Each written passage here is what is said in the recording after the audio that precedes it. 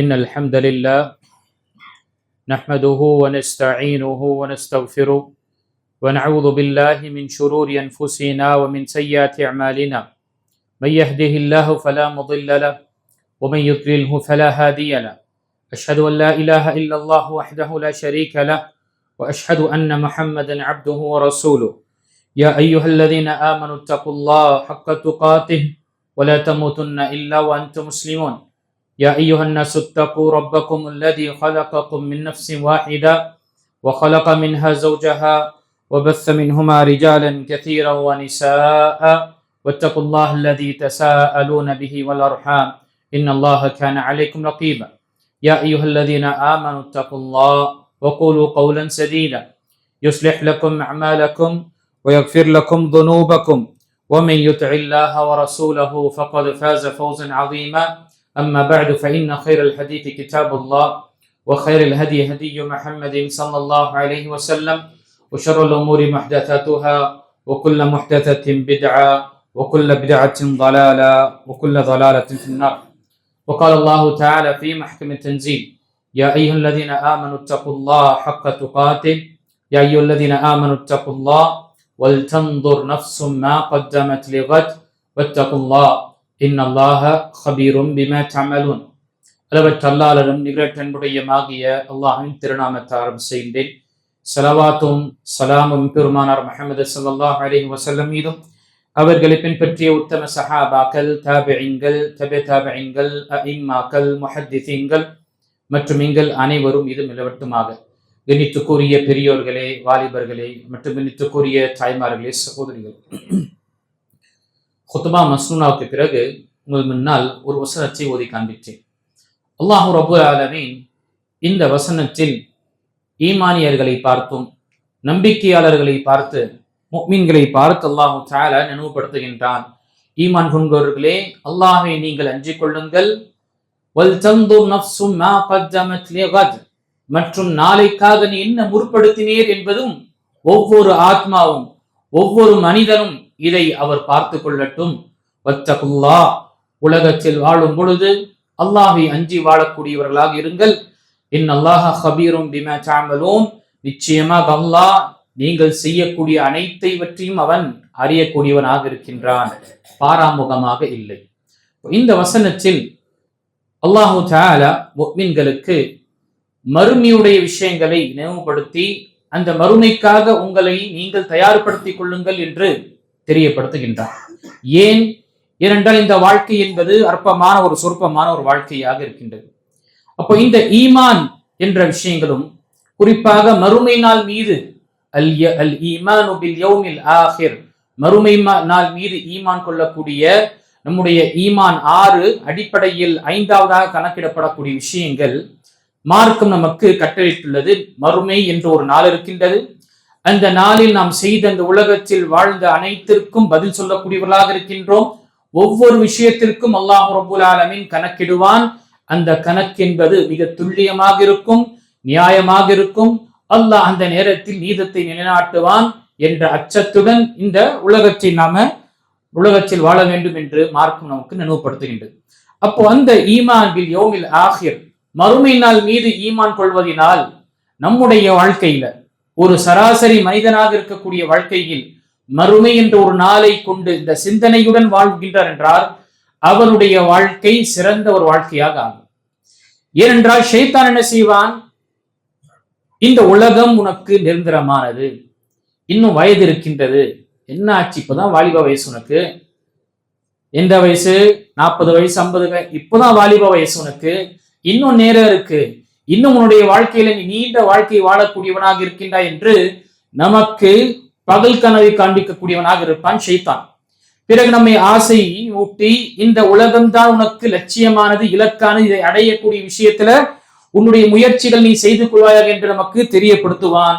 எந்த அளவுக்கு என்றால், ஏதோ நம்முடைய வாழ்க்கையில அல்லாஹ்விடம் நாம 100 வருஷம் வாழ்வோம் என்று கேரண்டி பெற்றுவிட்டு வந்தது போல் நம்மை அவன செய்வான், வசப்படுத்துவான். நம்முடைய தந்தையாக இருந்த ஆதம் அலைஹிஸ்ஸலாமை இப்படித்தானே செஞ்சான். எந்த விஷயத்தை கொண்டு அவர்களை திசை திருப்பினான்? உங்களுக்கு அல்லாஹு தஆலா இந்த சொர்க்கத்துல நிரந்தரமான வாழ்க்கை உங்களுக்கு கிடைச்சிரும். ஒமுல்கின் லா யப்லா, பிறகு ஆட்சி என்ற விஷயங்கள் எப்படி என்றால் அது எப்பொழுதுமே திரும்ப பறிக்கப்படாத ஒரு ஆட்சியும் ஒரு நிரந்தரமான ஒரு வாழ்க்கை உங்களுக்கு கிடைக்கும் என்ற ஆசை ஊட்டி நம்முடைய ஆதி மனிதனாக இருக்கக்கூடிய நம்முடைய தந்தை ஆதம் அலைஹிஸ்ஸலாமை திசை திருப்பினார். இதே ஃபார்முலா தான் நமக்கும் ஏற்படுத்தக்கூடியவனாக இருக்கின்றான். பனி ஆதமுக்கு, ஆதமுடைய சந்ததிகளுக்கு இந்த உலகத்தில் இருக்கக்கூடிய ஆசாபாசங்கள் அனைத்துமே இது உனக்கு, இது நிரந்தரமானது. இந்த மறுமை என்பது இன்னும் ரொம்ப தூரமாக இருக்கின்றது. யார் கண்டார், அதை பற்றி யாரு பார்த்தால், அதெல்லாம் என்ன சில புராண கதைகளும் அல்லது சில விஷயங்கள் இன்னும் நேரம் இருக்கின்றது என்று நம்மை என்ன செய்வான், ஏமாற்றக்கூடியவனாக இருப்பான். அதனால்தான் மார்க்கம் நமக்கு எந்தெந்த நம்முடைய திருமறை குர்ஆனில் நாம் பார்க்கும் பொழுது தௌஹீதுடைய விஷயத்தில் எந்த அளவுக்கு வலியுறுத்தி இருக்கின்றதோ அதே அடுத்ததாக பார்க்கும் பொழுது மறுமையுடைய விஷயங்களையும் மறுமை சிந்தனையை கொண்டு வாழ்வதற்காக எண்ணற்ற வசனங்கள், எண்ணற்ற அத்தியாயங்கள் எல்லாம் இறக்கியிருக்கின்றன. எந்த அளவுக்கு என்றால் உலமாக்கள் இந்த குர்ஆனை 3 பகுதிகளாக பிரிக்கின்றார்கள். அதில் ஒரு பகுதி முழுக்க முழுக்க தௌஹீதும் ஏகத்துவத்தை பற்றி அல்லாஹ் தஆலா தெரியப்படுத்தியிருக்கின்றார். இரண்டாவது ரிசாலா என்று சொல்லக்கூடிய நபித்துவத்தை பற்றி அல்லாஹ் தஆலா தெரியப்படுத்தியிருக்கின்றார். மூன்றாவதாக வைக்கக்கூடிய அந்த 1/3 குர்ஆனுடைய 1/3 கிட்டத்தட்ட 10 ஜுஸ் எடுத்துக்கங்களேன். 10 ஜுஸ் இந்த மறுமை வரக்கூடியதும், இது உண்மையானது, இது நிரந்தரமானது, நிலையானது, இந்த மறுமைக்காக உன்னை தயார்படுத்திக் கொள்ளுங்கள், இதனுடைய அடையாளங்களும் அத்தாட்சிகளும் சில நிகழ்வுகளும் என்று அல்லாஹ் தஆலா மக்கி சூராவில், ஹிஜ்ரத்துக்கு முன்னால் இறக்கப்பட்ட மக்கி சூராவில் அல்லாஹ் தஆலா எண்ணற்ற விஷயத்தை தெரியப்படுத்தியிருக்கின்றார். என்றால் மறுமை என்ற ஒரு வாழ்க்கை இருக்கின்றது என்று நமக்கு இந்த மார்க்கம் நமக்கு தெரியப்படுத்துகின்றது. அதனாலதான் நல்லோர்களுடைய அடையாளங்களில் அல்லாஹ் தஆலா சாலிஹீன்களுடைய ஈமானியருடைய அடையாளங்களை பற்றி, தன்மைகளை பற்றி சொல்லும் பொழுது முதல் வசனத்திலே என்ன கூறுகின்றான், வல்லதீன யுமினூன பில் கைப், இவர்கள் எத்தகையவர்கள் என்றால் மறைவான விஷயத்தை கொண்டு இவர்கள் ஈமான் கொள்வார்கள். இப்போ கண்ணியத்துக்குரிய அல்லாஹ்வியார்களே, நம்முடைய வாழ்க்கையில இந்த ஈமான் மறுமை என்ற ஒரு சிந்தனையுடன் வாழும் பொழுது, அதே போன்று ஒரு மனிதன் இந்த சிந்தனை இல்லாமல் வாழும் பொழுது வரக்கூடிய வித்தியாசம் பார்க்கும் பொழுது அல்லாஹ் அக்பர், வானம் பூமி என்ற வித்தியாசம். எப்படி ஒரு மனிதன் ஈமானியராக அல்லாஹை நம்பி மறுமையினால் நான் என்னுடைய வாழ்க்கையுடைய ஒவ்வொரு விஷயத்தையும் கணக்கிட வேண்டும், கணக்கை நான் கொடுக்க வேண்டும் என்று அந்த அக்கௌண்டபிலிட்டியோட ரெஸ்பான்சிபிலிட்டி வைத்துக் கொண்டு வாழ்கின்றான் என்றால் அவன் உண்மையானாக இருப்பான், அவன் நீதமானமாக இருக்கக்கூடியவனாக இருப்பான், அவன் நேர்மையானவனாக இருப்பான், அவனுடைய சொல்லும் அவனுடைய செயலும் ஒன்றாக இருக்கும், அவன் உறவை பெறக்கூடியவனாக இருப்பான், அவன் யாரையும் மோசடி செய்ய மாட்டான், அவன் எங்கு இருந்தாலும் மக்களுக்கு நலை நாடக்கூடியவனாக இருப்பான். ஏனென்றால் இந்த ஈமான் பில் யௌமில் ஆகிர், மறுமை என்ற ஒரு நாள் நம்பிக்கை கொண்டு வாழ்கின்றான் அல்லவா, அது அவனை என்ன செய்கின்றது, தூண்டுகின்றது. நீ நேர்மையாகத்தான் இருக்க வேண்டும், இல்லை அல்லாஹ்விடம் நீ கணக்கு கொடுக்கக்கூடியவனாக இருக்கின்றாய், நீ உண்மையானதாக இருக்க வேண்டும், பொய்யை நீ கூறினாய் என்றால் அல்லாஹ் தஆலா உனக்கு தண்டனை இருக்கின்றது என்று இந்த நம்பிக்கை நம்மை பதப்படுத்துகின்றது, பண்படுத்துகின்றது, சீரமைக்கின்றது. அதுவே ஒரு மனிதன் இந்த நம்பிக்கை இல்லாமல் மறுமையோ அது யார் பார்த்தார் என்ற நிலையில அல்லது அது இருக்கு என்று இருந்தும் அதன் பிரகாரம் தன்னை ஏற்படுத்திக் கொள்வதோ அல்லது தயார்படுத்திக் கொள்ளாமல் வாழக்கூடிய மனிதன் அவன் மனோ இச்சின் பிரகாரம் தான் வாழ்வான். அவனுக்கு என்று கேட்பதற்காக யாரும் இல்லை என்ற நிலையில அவனுடைய மனம் போன போக்கில் போவான், திருடுவான், பொய் சொல்வான், புறம் பேசுவான், அல்லது மோசடி செய்வான், அநியாயம் செய்வான். அவனுடைய வாய், அவனுடைய நாவம், அவனுடைய செயல் ஒன்றாக இருக்காது. அவன் எப்பொழுது எல்லாம் என்ன வாய்ப்பு கிடைக்கின்றதோ மக்களை ஏமாற்றக்கூடிய இந்த விஷயத்தில் தன்னை ஈடுபடுத்திக் கொள்வான். இதுதான் வித்தியாசம். ஒரு மனிதன் இந்த உலகத்தில் நம்பிக்கை அல்லாஹ் தஆலாவுடைய அந்த மறுமை நாளுடைய நம்பிக்கை கொண்டு வாழ்கின்றான் என்றால் அவன் இந்த உலகத்தில் ஒரு சிறந்த ஒரு மனிதனாக, முன்மாதிரி மனிதனாக, அது அவனுடைய குடும்பத்திற்கும் நன்மை தரக்கூடியதாகவும் அந்த குடும்பத்திற்கும் அவன் ஒரு முன்மாதிரி ஒரு தலைவனாகவும் அவன் அந்த வாழக்கூடிய சமூகத்திற்கு மத்தியில ஒரு சிறந்த ஒரு முன்மாதிரி முஸ்லிமாகவும் ஒட்டுமொத்த மனித குலத்திற்கும் அவன் ஒரு பயனுள்ள ஒரு மனிதனாக வாழ்வான். அவனால் மக்கள் பயனடைந்தார்கள். ஏன்? எனக்கு பின்னால் ஒரு ரப் இருக்கின்றான், அவன் என்னுடைய அனைத்து விஷயத்தையும் கணக்கிடுவான் என்ற அச்சத்துடன், இந்த பயத்துடன், அந்த ரெஸ்பான்சிபிலிட்டியை வைத்துக் கொண்டு, அக்கௌண்டபிலிட்டியுடைய அச்சத்தை வைத்துக் கொண்டு வாழக்கூடியவன் இந்த நிலையில் இருக்கான். அதனால்தான் கண்ணியத்துக்குரிய அல்லாஹ் அடியார்களே, நாம ஒரு தொழிலையோ இல்ல வியாபாரத்துக்கு ஒரு இடத்துல வேலை செய்கின்றோம் என்றால் சிசிடிவி இருக்கு, சர்வைலன்ஸ் இருக்கு என்று சொல்லும் பொழுது நாம் அறியாம நம்முடைய விஷயங்கள் என்ன ஆகின்றது, நாம் பக்குவமாக அந்த இடத்துல இருப்பதற்காக முயற்சி செய்து கொள்கின்றோம். திரும்ப நமக்கு அந்த சிசிடிவி நினைவுபடுத்துகின்றது, எந்த அசம்பாவிதம் செய்து விடாதே, எந்த ஒரு தெல்லுமுழு செய்து விடாதே, அனைத்தையும் என்ன இங்கு ரெக்கார்ட் ஆகின்றது. அல்லாஹ் அக்பர். இந்த சிந்தனை, மறுமை என்ற ஒரு சிந்தனை, ஒட்டுமொத்த அனைத்து செயல்களையும் வானவர்கள் எழுதுகின்றார்கள் என்ற நம்பிக்கை, மறுமை நாளில் இதை ஒப்படைக்கப்படும், நமக்கு முன்னால் காண்பிக்கப்படும், வெட்ட வெளியாக இதை திறந்த நிலையில் அல்லாஹ் தஆலா நம்முடைய அமல்களை காண்பிப்பான். பார் அடியானே பார், நீ செய்த அனைத்தையும் நீ பார்க்கின்றாய். எப்படி என்றால், எப்படி நம்முடைய கண்களுக்கு முன்னால் ஒரு பிலிம் ஓடுமோ அதே போன்று அல்லாஹ் தஆலா நம்முடைய செயல்களை அனைத்துமே காண்பிப்பான் என்றால், அந்த அச்சம் அவனுக்கு நேர்மையையும், அவனுக்கு உண்மையான ஒரு சிறந்த ஒரு மனிதனாக வாழக்கூடியவனாக இருக்கும். இல்லை, என்னை யாரும் கேட்கக்கூடியவன் யாரும் இல்லை என்ற ஒரு நிலை இருக்கும் பொழுது அவன் எதை வேண்டும் என்றாலும் செய்வான். நாம் பார்த்து கொண்டுதான் இருக்கின்றோம். காலங்கள்ல நம்முடைய நாடுகள் இருக்கட்டும், வெளியேறு நாடுகளில் பார்க்கும் பொழுது எப்படிப்பட்ட அநியாயங்களும் இனப்படுகொலைகளும் நடந்து கொண்டிருக்கு. சமீபத்தில் அல்லாஹ் அக்பர், 3 வருடத்திற்கு முன்னால் கட்டிடங்கள் தகர்க்கப்பட்ட அந்த கட்டிடத்தை அகற்றும் பொழுது சமீபத்தில் 2-3 நாளுக்கு முன்னால் அங்கிருந்த சடலங்கள் எடுக்கப்பட்டது. 3 வருடத்திற்கு பின்னால் அல்லாஹ் அக்பர் எடுக்கப்பட்ட கிட்டத்தட்ட 300க்கும் அதிகமான சடலங்களில் அதில் 100 சில மக்களுடைய அடையாளங்கள் தான் தெரிந்தது. இவர்கள் இன்னாருடைய என்று அனைவர்களுக்கும் என்ன சுப்ஹானல்லாஹ் முடிந்த அளவுக்கு நல்லடக்கம் செய்யக்கூடிய நிலை ஏற்பட்டது பலஸ்தீன்ல. இப்படி நாள்தோறும் நடந்து கொண்டிருக்கக்கூடிய இதற்கெல்லாம் ஒரு நாள் முற்றுப்புள்ளி இருக்கக்கூடாதா? இவன் செய்யக்கூடிய அநியாயத்திற்கும் அட்டியுள்ளத்திற்கும் ஒரு நாள் இருக்கக்கூடாதா? கண்டிப்பாக. அந்த நம்பிக்கை இல்லாதனாலதான் அவனை கேட்பதற்காகவும் அவனை எதிர்ப்பதற்காகவும் யாரும் கிடையாது என்ற ஒரு நிலையில் வாழ்கின்றான். மனிதன் மிருகச்சுடைய நிலையில் வாழக்கூடியவனாக இருக்கிறான். ஏன் மிருகச்சடை விட மோசமான ஒரு நிலை அவனுடைய ஆகிக்கொண்டிருக்கின்றது. இதுதான் நினைத்துக்கூடிய அல்லாஹ்வியார்களே, மறுமை என்ற ஒரு சிந்தனை, அக்கௌண்டபிலிட்டி என்ற அந்த பரிசீலனை செய்யக்கூடிய, கணக்கிடக்கூடிய அந்த விஷயத்தை நாம் நம்முடைய வாழ்க்கையில எடுத்துக்கொண்டு செல்லும் பொழுது நம்மை இந்த நம்பிக்கை நம்மை சீரமைக்கின்றது. வாங்க இந்த விஷயங்களை நம்ம பார்க்கலாம்.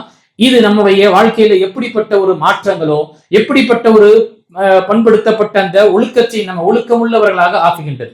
முதல் விஷயம் நாம் பார்க்கும் பொழுது, இந்த அல்லாஹ் தஆலா மீது ஈமான் கொள்ளக்கூடிய, இந்த மறுமை நாள் மீது ஈமான் கொள்ளக்கூடிய விஷயத்தில் நமக்கு ஊக்குவிக்கக்கூடிய அல்லது நமக்கு நினைவுபடுத்தக்கூடிய விஷயங்கள் பார்க்கும் பொழுது, மனிதன் எப்பொழுதுமே மறுமை என்ற ஒரு நாள் இருக்கு, ஹிசாபு கிதாப் என்று இருக்கின்றது, அதற்கு நான் பதிலளிக்கக்கூடியவனாக இருக்கின்றேன் என்று வாழும் பொழுது அவனை எல்லா விஷயத்திலையும் யோசித்து முடிவெடுக்கக்கூடியவனாகவும் யோசித்து செய்யக்கூடியவனாகவும், நன்மையான விஷயங்கள் அவனுக்கு ஊக்குவிக்கக்கூடிய விஷயங்கள், நான் செய்யக்கூடிய இந்த சிறந்த அமல், நான் செய்யக்கூடிய இந்த தானம் அல்லாஹ்விடம் இது ஏற்றுக்கொள்ளப்படும், அல்லாஹ் எனக்கு சிறந்த கூலியை கொடுப்பான் என்ற நம்பிக்கையுடன் செய்யும் பொழுது அவனுக்கு ஒரு கான்பிடென்ட் வருகின்றது. ஆம், நான் கொடுத்த விஷயத்தை எனக்கு அவுட்புட் கண்டிப்பாக வரும் என்ற நம்பிக்கையுடன் வாழக்கூடியவனாக இருப்பான். அதே போன்று ஒரு மனிதன் இந்த உலகத்தில் தவறு செய்ய முற்படும் போது அந்த நேரத்தில் இந்த மறுமையுடைய சிந்தனை அவனை தடுக்கின்றது. மனிதனே, அல்லாஹ்வை அஞ்சிக்கொள், அல்லாஹ் உன்னை கண்காணித்துக் கொண்டிருக்கின்றான், நீ யாரை விடைய விஷயத்திலிருந்தும் நீ உன்னை மறைத்துக் கொள்ளலாம், படைத்த ரப்புடைய கண்ணுக்கு முன்னால் நீ உன்னை மறைக்க முடியாது.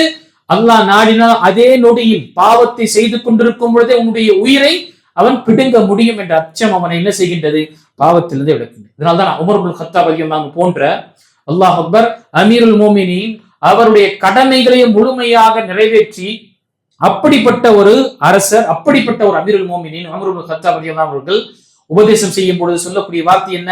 ஹாசிபு அன்ஃபுஸகும் கப்ல அன் துஹாஸபு வஸினு அன்ஃபுஸகும் கப்ல அன் தூஸனு. உங்களுக்கு மறுமை நாளில் கணக்கிடுவதற்கு முன்னாலே உங்களை நீங்களே கணக்கிட்டுக் கொள்ளுங்கள். உங்களுக்கு அல்லாஹ் தஆலா விடம் கணக்கை கொடுப்பதற்கு முன்னால் உங்களுடைய வாழ்க்கையை நீங்கள் என்ன செய்து கொள்ளுங்கள், கணக்கிட்டுக் கொள்ளுங்கள் என்று உமர் ரலியல்லாஹு அன்ஹு கூறுகின்றார். வஸினு அன்ஃபுஸகும் கப்ல அன் தூஸனு. மறுமை நாளில் உங்களுடைய அமல்களை அல்லாஹ் தஆலாவுக்கு முன்னால் எடை போட்டு அதனுடைய கனப்பரிமாணத்தை பார்ப்பதற்கு முன்னால் நீங்களே உங்களுடைய அமல்களை நீங்கள் எண்ணி பார்த்துக் கொள்ளுங்கள். அதனுடைய நிலை, அதனுடைய அல்லாஹ் தஆலா ஏற்றுக்கொள்வானா, அல்லாஹ் தஆலாவிடம் எனக்கு சிறந்த கூலியை பெற்று தருமா இல்லையா? ஏன் அல் யௌம அமலுன் வலா ஹிசாப். இந்த நாள் உலகம் என்பது அமல் செய்யக்கூடிய இடம்.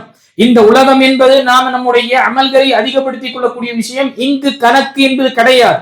மறுமை வகதன் ஹிசாபுன் வலா அமல். மறுமை நாள் என்பது அங்கு கணக்குதான், அங்கு வாய்ப்புகள் இருக்காது. மனிதன் கத்துவான், கதறுவான், கூக்கலிடுவான், அவன் அல்லாஹு தஆலாவிடம் அவன் மன்றாடுவான்.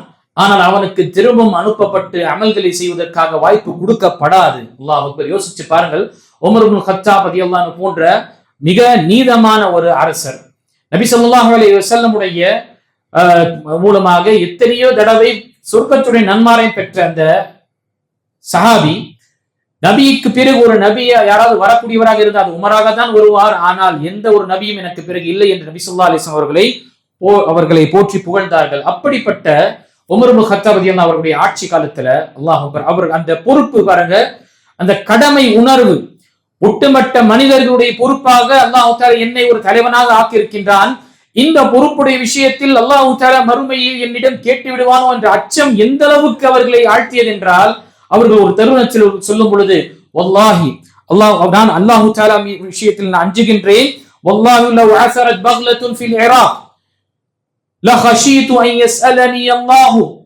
லிம லம் துஸ்லிஹ் லஹா அத்-தரீக் யா உமர்.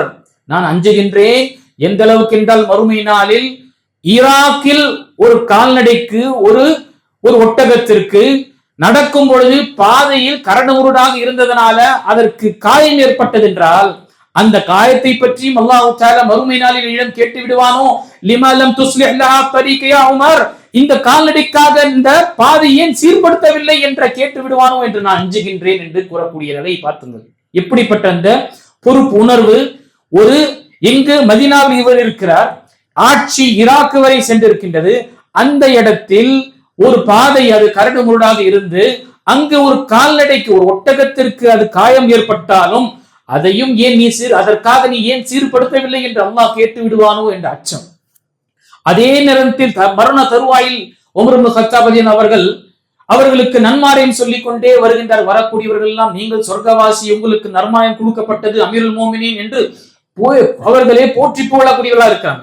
அதுல ஒருவர் வந்து சொல்லி போகும் பொழுது, நீங்க இப்படி சொல்றீங்க, என்னுடைய அச்சம் எப்படி இருக்கின்றது என்றால், மறுமை நாளில் உமரே நீ ஆட்சமித்த அந்த காலத்துல நீ உன்னுடைய அனைத்து விஷயங்கள் உனக்கு நன்மையும் இல்லை, உனக்கு எந்த ஒரு தண்டனையும் இல்லை என்று அல்லாஹ் எனக்கு தீர்ப்பளித்து விட்டான் என்றால் நான் பொருந்திக் கொள்வேன். அந்த அளவுக்கு அந்த உணர்வை ஏற்படுத்தியது எது? இந்த மறுமையுடைய நம்பிக்கை தான். இந்த மறுமையுடைய நம்பிக்கை தான். அதே நேரத்தில் உமர் இப்னு கத்தாப் ரலியல்லாஹு அவர்கள் சொல்லும் பொழுது, மறுமை நாள் அவர்கள் கண்ணீர் விடுகின்றார்கள். ஏன் கண்ணீர் விடுகின்றீர்கள்? கடைசி மரண தருவாயில் படுத்த படுக்கையில் இருக்கும் பொழுது அந்த அவர்களை கொலை செய்து அந்த 3 நாட்கள் அவர்களுடைய உயிர் மிகவும் சிரமத்தில் இருக்கும் பொழுது அந்த நேரத்தில் ஒருவர் வந்து அவர்களுக்கு புகழ்ந்து அவர்களுக்கு நன்மாரை சொல்லும் பொழுது கண்ணீர் வடிக்கின்றார்கள். அந்த நேரத்தில் கூறுகின்றார்கள், நான் அஞ்சுகின்றேன் மறுமை நாளில் அனைவர்களும் மன்னிக்கப்பட்டீர்கள் ஒருவனை தவிர என்று சொல்லப்படும் பொழுது அது நானாகவே இருந்து விடுவேனோ என்று எனக்கு அச்சம் வருகின்றது. இந்த பொறுப்பு, இந்த ஆட்சியுடைய பொறுப்பும் இந்த மக்களுடைய பொறுப்புக்கு ஒரு பொறுப்புதாரியாக அல்லாஹ் ஆக்கினானே, எங்கு அதை பற்றி கேட்டு விடுவானோ அல்லது என்னை அல்லாஹ் தஆலா தண்டித்து விடுவானோ என்ற அச்சம் அவர்களை ஏற்படுத்தியதனாலதான் அவர் சிறந்த ஒரு அரசராகவும் சிறந்த ஒரு நபித்தோழராகவும் இருந்தார். ஏன் முஸ்லிம்கள் மட்டுமல்ல, முஸ்லிம் அல்லாதவர்களும் இப்படிப்பட்ட ஒரு ஆட்சி தான் இப்பொழுது இருக்கக்கூடிய இந்த குழப்பமான காலத்திற்கும் இப்படி ஒரு மோசமான ஒரு சூழ்நிலைக்கும் தேவை என்று சொல்லக்கூடிய அளவுக்கு இருக்கின்றது என்றால் எதை ஏற்படுத்தியது? அவங்களுடைய ஈமான் பில் யௌமில் ஆகிர் தான், மறுமை மீது நம்பிக்கை கொண்ட விஷயம்தான். இது முதல் விஷயம். மனிதனை எப்பொழுதுமே கணக்கு அல்லாஹ் தஆலாவிடம் சொல்லக்கூடிய அந்த ஹிசாபு கொடுக்கக்கூடிய அக்கௌண்டபிலிட்டியை, அந்த ரெஸ்பான்சிபிலிட்டியுடைய விஷயங்களை ஏற்படுத்தும். இரண்டாவது விஷயம் கூறிய அல்லாஹ் அடியார்களே, இந்த மறுமையுடைய நம்பிக்கை நம்மை சீர்படுத்தக்கூடிய விஷயம் பார்க்கும் பொழுது, நாம் நம் கடமையான விஷயங்கள் நிறைவேற்றக்கூடியதும் வாஜிபான விஷயங்கள் நிறைவேற்றுவதற்காக நமக்கு தனியான ஒரு நபரை நியமனம் செய்து எங்களுக்கு சொல்லக்கூடிய அவசியம் ஏற்படாது. ஏன்? இது கடமை. அல்லாஹ் என்னை படைத்த ரப்பு, என்னுடைய உயிருக்கும் என்னுடைய உடைமைக்கும் அதிபதியாக இருக்கக்கூடிய அந்த ரப்புல் ஆலமீன் இதை கடமையாக்கினான். ஐவேள தொழுகை, நோன்பு, ஹஜ்ஜு, ஜக்காத்து என்று இப்படி என்று சில கடமைகளை நிறைவேற்றி அதை மீது கடமையாக்கி இருக்கின்றான். இதை நான் நிறைவேற்ற வேண்டும், இதற்கு எனக்கு ஒரு நபர் இருந்து நீ செய்ய என்று சொல்வதற்காக தேவைப்படாது. ஏன்? மறுமை நாளில் நான் அதற்கு இந்த டியூட்டிக்கு சரியாக நான் நிறைவேற்றவில்லை என்றால் நான் அல்லாஹ்விடம் பதில் சொல்லக்கூடியவனா என்ற அந்த கடமை உணர்வு என்ன செய்யும்? கடமையான விஷயங்களை நிறைவேற்றுவதில் நமக்கு யாருடைய என்ன செய்வது நினைவுகளோ யாருடைய விஷயம் நமக்கு தேவைப்படாது.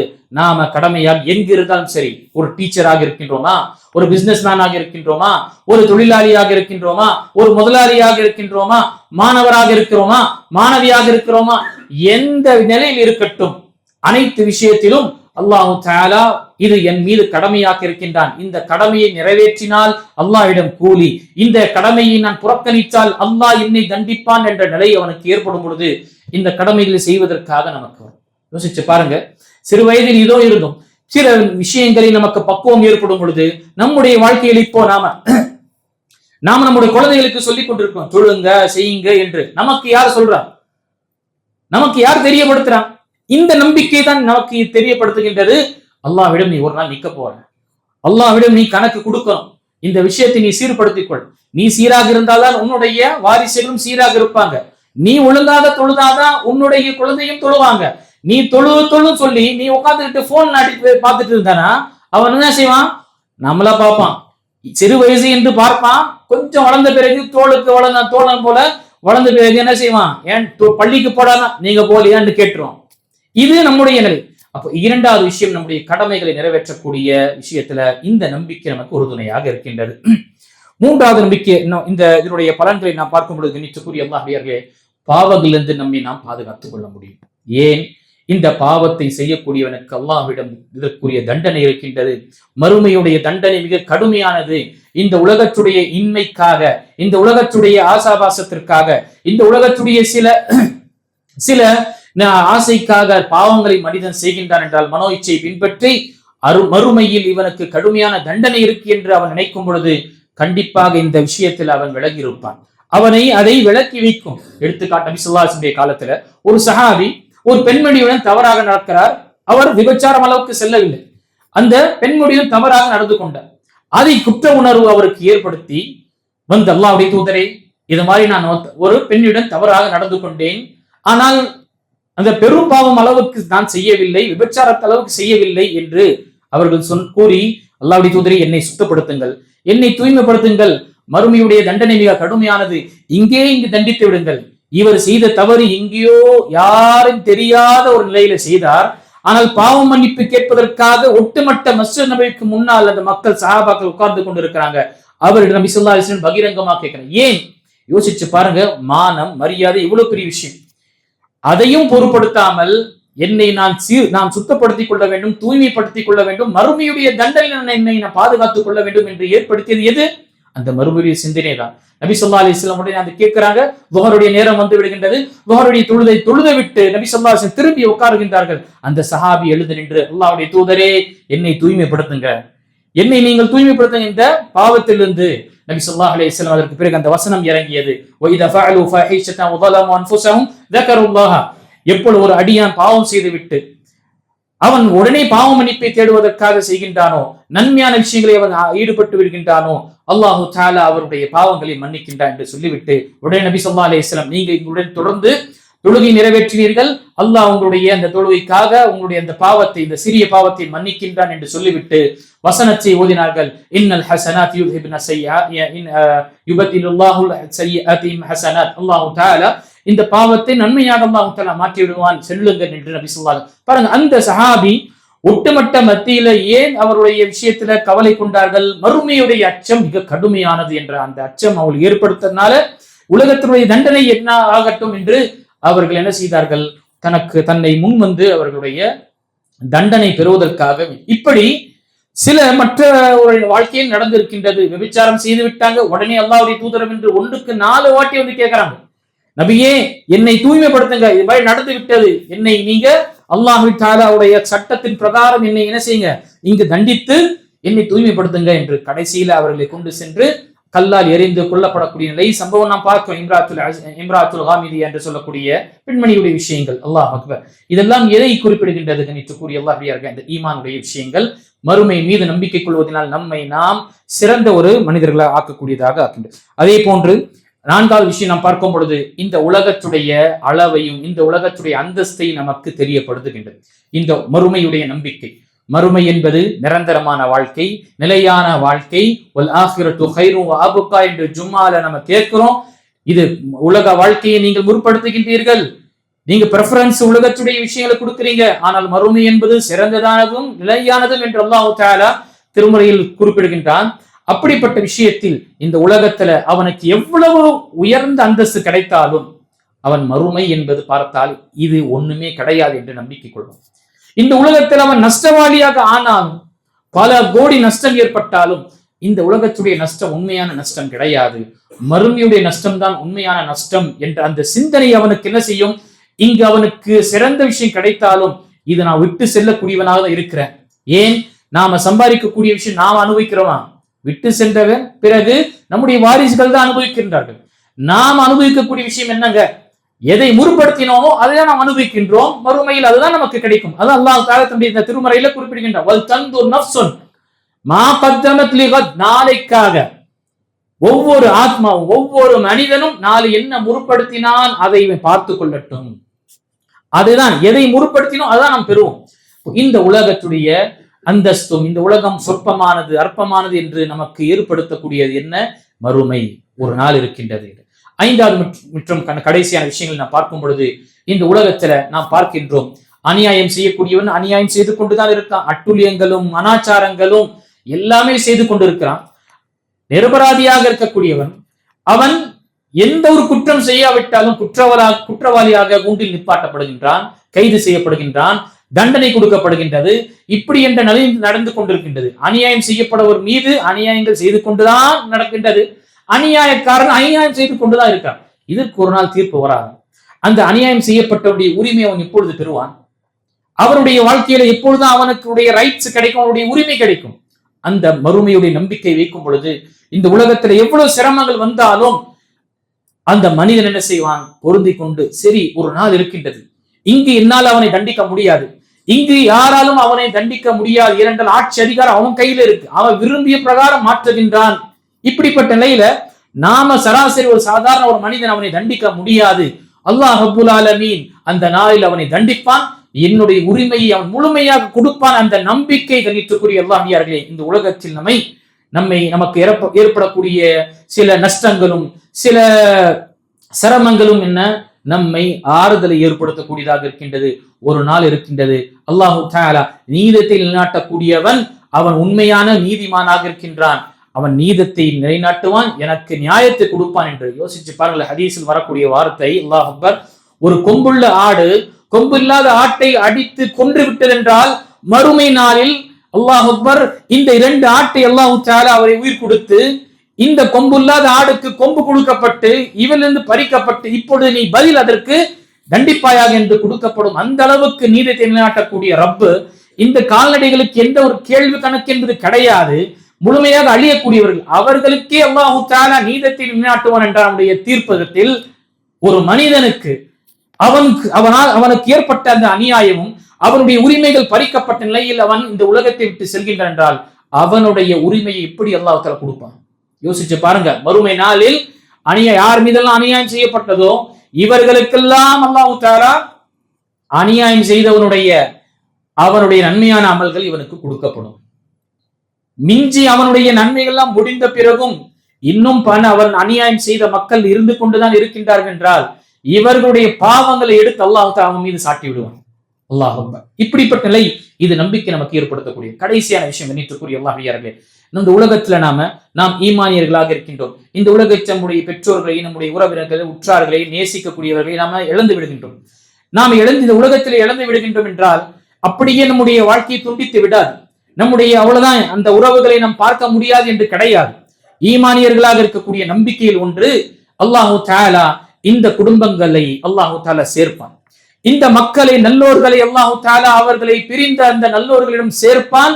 அது அல்லாஹு தஆலா அவர்களுக்கு கொடுக்கக்கூடிய ஒரு கண்ணியமாக இருக்கும். நபி ஸல்லல்லாஹு அலைஹி வஸல்லம் தன்னுடைய மகள் ஃபாத்திமாவை அழைத்து ரகசியமாக கூறினார்கள். அந்த நேரத்தில் அவர்கள் புன்னகைக்கும் பொழுது சொன்ன வார்த்தை என்ன? மகளே, இந்த உலகத்தை விட்டு நான் செல்ல இருக்கின்றேன், பிறகு என்னை நீதான் முதலாவதாக என்னுடைய குடும்பத்தாரில் வந்து என்னை சந்திக்க இருக்கின்றாய் என்று நபி ஸல்லல்லாஹு அலைஹி வஸல்லம் கூறினார்கள். சுப்ஹானல்லாஹ். இந்த உலகத்தில் நம்ம உறவினர்கள், நம்முடைய உற்றார்கள், நெருங்கிய நம்முடைய பெற்றோர்கள், நம்முடைய பிள்ளைகள் என்ற நாம் யாரெல்லாம் நேசிக்க இருந்தோமோ அவர்கள் நம்மை விட்டு விலகி சென்று விட்டார்கள். அவர்களையும் சந்திக்கக்கூடிய ஒரு நம்பிக்கை நமக்கு இந்த ஈமான் உடைய மறுமை நாளுடைய ஈமான் கூடக்கூடிய விஷயத்தை நமக்கு உறுதுணையாக இருக்கின்றது. அந்த அடிப்படையில் கணிற்றுக்குரிய அல்லாஹ்வியார்களே, நம்முடைய வாழ்க்கையில இந்த ஈமான் பில் யௌமில் ஆகிர் என்ற இந்த மறுமை நாள் மீது நம்பிக்கை கொண்ட நிலையில, நம்பிக்கை வைத்துக் கொண்ட நிலையில வாழும் பொழுது அல்லாஹு தஆலா நம்மை சிறந்த ஒரு மனிதனாக ஆக்கின்றான். நம்முடைய லட்சியத்தை பெற்ற அந்த லட்சியவாதிகளாகவும் இலக்கை அடைந்த அந்த சிறந்த வெற்றியாளர்களாக கண்டிப்பாக ஆக்குவான். இதை மறந்து மனிதன் வாழ்கின்றான் என்றால் அவனுடைய உலகமும் அவனுடைய மரணமும் அவனுடைய மறுமையும் என்ன மிக மோசமாக இருக்கும். அல்லாஹ் அப்படிப்பட்ட மனிதர்களுக்கு நெருக்கடியான வாழ்க்கையிலும் இந்த உலகத்திலும் கொடுக்கிறான். பர்சக்கிலும் மிக கடுமையான தண்டனையும், மறுமையில் அல்லாஹு தஆலா அவர்களை மறந்து விடுவான். அவர்களை பற்றி எந்த ஒரு விஷயத்தையும் பொருட்படுத்த மாட்டான். அல்லாஹு தஆலா அவர்களை தூய்மைப்படுத்த மாட்டான். அவர்களுக்கு மன்னிப்பு இருக்காது. நிரந்தரமான நரகத்தில் அல்லாஹு தஆலா அவன் தள்ளக்கூடியவனாக இருப்பான். அந்த விஷயத்தில் நாம் அஞ்சிக் கொள்ள வேண்டும். அல்லாஹ் சொல்லக்கூடியவனுக்கும் கேட்கக்கூடிய அனைவர்களுக்கும் மறுமை நாள் மீது ஈமான் கொள்ளக்கூடிய விஷயத்தில் சிந்தித்து அதற்காக நாம் தயார்படுத்தி நம்மால் முடிந்த அளவுக்கு நமக்காக நாம் அங்கு சேகரிக்கக்கூடியவர்களாக அல்லாஹ் நம்மை ஆக்கல் புரிவானாக. ஆமீன். வாஹிரு தஅவானா அல்ஹம்துலில்லாஹி ரப்பில் ஆலமீன்.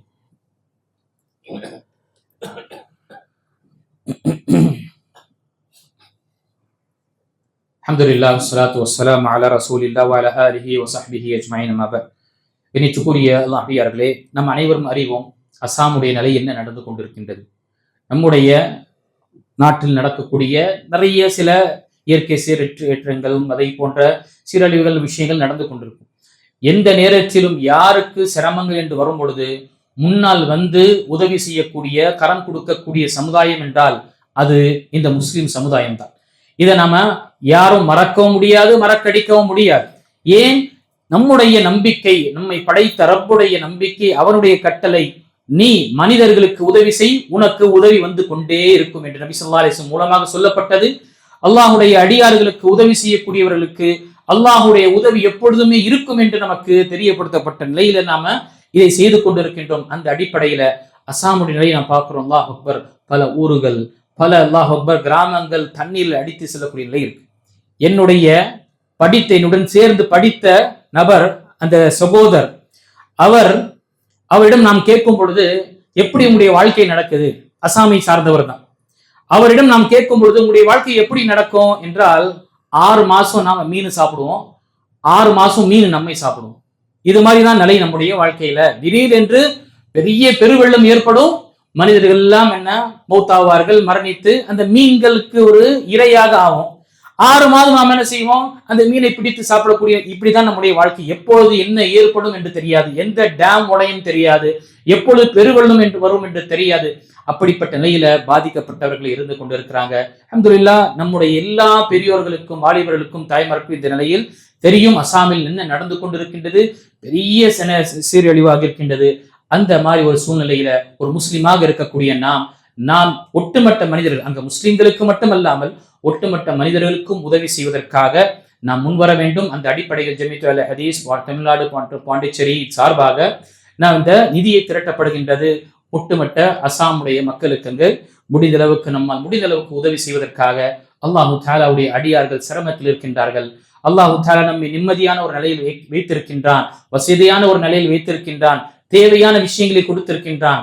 அந்த சிரமத்தில் இருக்கக்கூடிய மக்களுக்காக நாம நம்முடைய கரத்தை உயர்த்துவோம். அதை நம்முடைய சிறு பொருளாதாரத்தை கொண்டு அவர்களுக்கு உதவி செய்வோம். அந்த அடிப்படையில் இன்று இந்த பள்ளியுடைய நன்கொடை, உங்களுடைய அனைவருடைய நன்கொடைகள் அசாமுடைய மக்களுக்கு, பாதிக்கப்பட்ட மக்களுக்காக அதை நாம் திரட்ட இருக்கின்றோம். ஆக அல்லாஹு தஆலா நமக்கு கொடுத்த செல்வத்தை கொண்டு அல்லாஹுடைய அடியார்களுக்காக நம்ம கொடுத்து அல்லாஹ்விடம் நாம அதனுடைய பர்க்கத்தையும் ஹைரையும் நாம் அதை பெற்றுக்கொள்வோம்.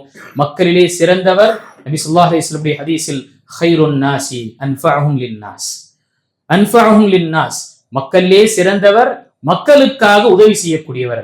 அவர் எங்கு இருந்தாலும் உதவி அவரால் மக்களுக்கு பயன் தரக்கூடியதாக இருக்கிறது என்றால் அவர்தான் சிறந்தவர் என்ற நபி ஸல்லல்லாஹு அலைஹி வஸல்லம் ஹதீஸ்களிலும் வல்லாஹு ஃபீ ஔனில் அப்தி மா கான அல் அப்து ஃபீ ஔனி அகீ, அல்லாஹ் அடியான் தன்னுடைய சகோதரனுக்கு உதவி செய்து கொண்டே இருக்கும் வரை அல்லாஹ்வுடைய உதவி கிடைத்துக் கொண்டே இருக்கும். அல்லாஹ்வுடைய உதவி நமக்கு தேவை. அந்த அடிப்படையில் நாம் இந்த பாதிக்கப்பட்ட மக்களுக்காக நாம் நம்முடைய பொருளாதாரத்தை நாம் அதிகமாக நாம் வாரி வழங்குவோமாக. அல்லாஹ் நம்முடைய சதகாத்துகளையும் நம்முடைய தானம் தர்மங்களையும் அவர்களுக்காக ஏற்றுக்கொண்டு அல்லாஹ் நம்முடைய செல்வத்திலும் நம்முடைய குடும்பத்திலும் அல்லாஹ் அபிவிருத்தியும் பரக்கத்தையும் அல்லாஹ் ஏற்படுத்துவானாக. ஆமீன். வாக்குதான் அல்ஹம்துலில்லாஹி ரப்பில் ஆலமீன். இன்ஷா அல்லாஹ் வரக்கூடிய ஞாயிற்றுக்கிழமை நமக்கு ஷேக் ஃபதீலத்து ஷேக் அப்துல்லா உமரி மதனி ஹைதராபாதி அவர்களுடைய சிறப்புரை இருக்கின்றது. சீரத்துடைய விஷயங்கள்ல இன்ஷா அல்லாஹ் உருது மொழியில் இருக்கும். அனைவரும் ஆண்கள் பெண்கள் கலந்து கொண்டு பயன்பெறுங்கள். அல்லாஹ் நம் அனைவர்களுக்கும் நல்பாக்கியத்தை கொடுத்து அருள் புரிவானாக. ஆமீன். வாக்குதான் அல்ஹம்துலில்லாஹி ரப்பில் ஆலமீன். வகீமுஸ்ஸலாம்.